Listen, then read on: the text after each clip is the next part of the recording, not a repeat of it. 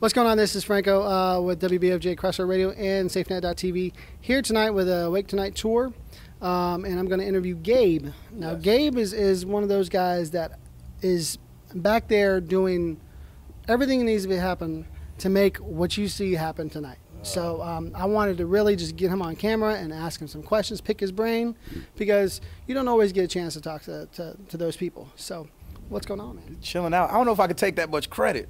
Oh, come on, you got to. You got to. When we got here, we were like, okay, where's Gabe? We never met him before, but we're like, we know we got to ask for Gabe. So, man, right off the gate, what's it like working with Toby Mac? Working with Toby is awesome. There's not a lot of people that love their jobs, which is a sad thing.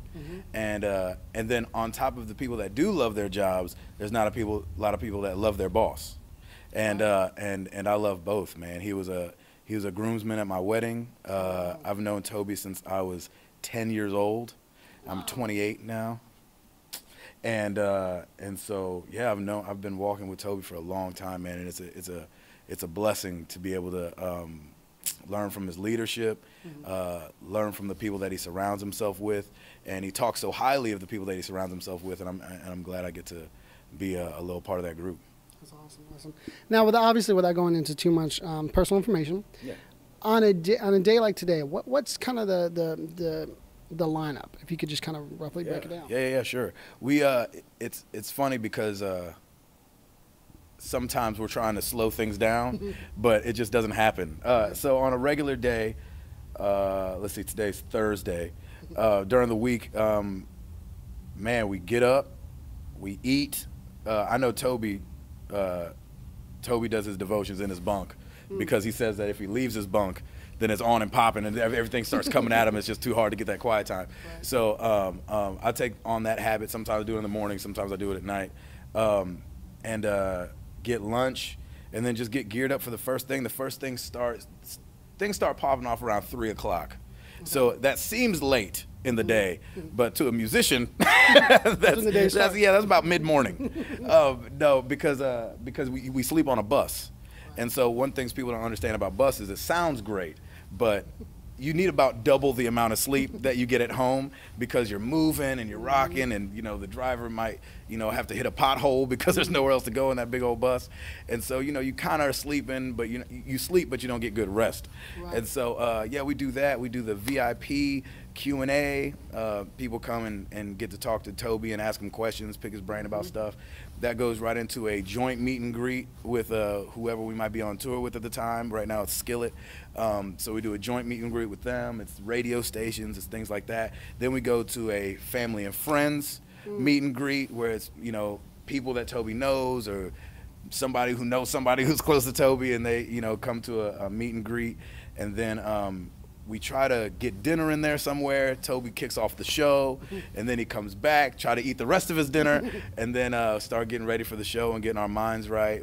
Somewhere in there, usually we try to have a devotion time for the band where we all get together and really dig in together, and that sometimes changes. Sometimes we do it early, sometimes we have to do it late.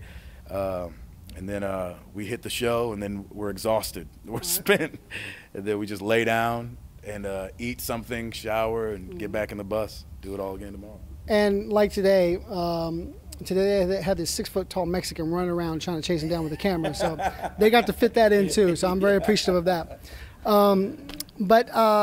Okay, like tonight, how late you think it'll be before you can finally lay your head down? Oof. Before you actually get sleep? I mean, we're lucky if we get.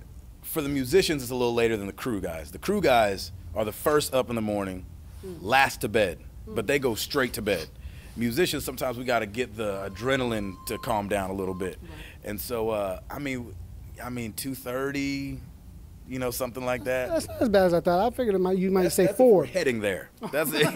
You got to be mindful to get in bed by 2:30. But then you have things like last night that you forget that you're going to change time zones. So I remember last night I went to bed at like 2, not really knowing that it was 3, where I was going. And so, you got to take all that into account. Have you ever been in a place where you totally said the wrong city? Funny story. Yes, we have. That has, of course, happened. Don't tell Toby I said this. But we were doing.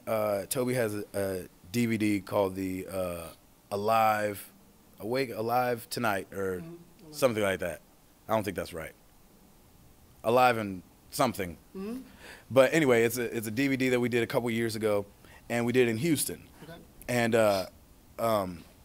And Alive and Transported is what it's called. And we did it in Houston, and during mixing it, you know, you have to hear it over and over again when you're fixing things, when you're trying to, you know, just do whatever you got to do to the audio to make it right for the DVD. Right. And so Ignition was the first song we did. And so we just heard over and over, Houston, take it up a notch. Houston, take it up a notch. You know, we're tweaking it and, you know, this and the other. And then we're in Virginia, his home state. And we're at the theme park he grew up going to. His mama's there. His daddy's there. His brothers and sisters are there. His nieces and nephews are there. And he gets on stage. Houston, take it up a notch. We all looked at him like, are you kidding? You're from here. Like, you can maybe mistake Montana for Houston. You can't mistake where your parents are for Houston. So it has happened before, for sure. It was embarrassing. And after the show, he was like, I think I cut off the word quick enough. And then we went and did a signing after the show, and these ladies came up and they go, did you say Houston, take it up a notch? I was like, he didn't pull it off. Well, man, I want to say thanks a lot. I'm going to let you get you some meat. And thank you again. This is Franco with WBFJ Crosser Radio and SafeNet.tv. Holler.